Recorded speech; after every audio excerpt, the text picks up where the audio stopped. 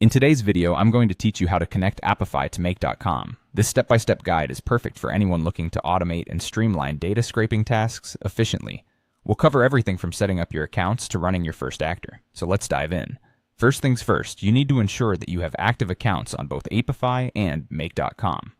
If you haven't already done so, hop over to their respective websites and set those up. These platforms offer crucial automation and integration capabilities, so having your accounts ready is essential before proceeding. Once your accounts are all set, you'll head on over to Make.com to create a new scenario. This is the starting block for your integration journey. In the dashboard, you'll want to click on Create a New Scenario. This will allow you to define and streamline the process for how your scraping tasks will be handled. Next, it's time to add the Apify module to your scenario. On the Scenario Setup page, you'll notice a plus button. Click this to search for and select Apify. You'll be presented with several module options, such as Run an Actor, Run a Task, and others like Watch Actor Runs, Get Dataset Items, or Scrape Single URL.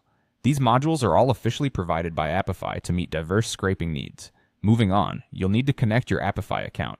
Look for an Add Connection button within the Apify module settings. Connecting via OAuth is recommended for its simplicity. Just log into your Apify account and authorize the access. If you prefer using an API token, navigate to your Apify console settings to fetch your personal API token.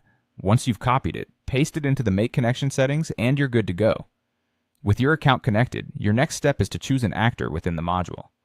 Apify provides a variety of ready-made scraping tools known as actors.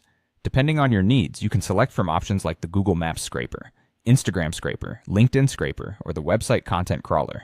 After selecting your actor, it's time to configure the actor input. An example of the input might look something like JSON data with search parameters. For instance, you might specify search queries and limit the number of places to crawl per search. Additionally, you have the flexibility to map data from various sources like webhook data, Google Sheets rows, Airtable fields, or even AI prompts to suit your particular use case. Finally, to bring this all together, you'll want to run the actor. Opt for a synchronous run, which is ideal for fast, efficient scrapers and smaller jobs. This ensures your tasks are executed swiftly, allowing you to access the scraped data almost instantly. And there you have it. By following these steps, you're now able to connect Apify to Make.com and efficiently automate your data to scraping processes. We hope this guide made the integration process clearer and more manageable. Happy scraping!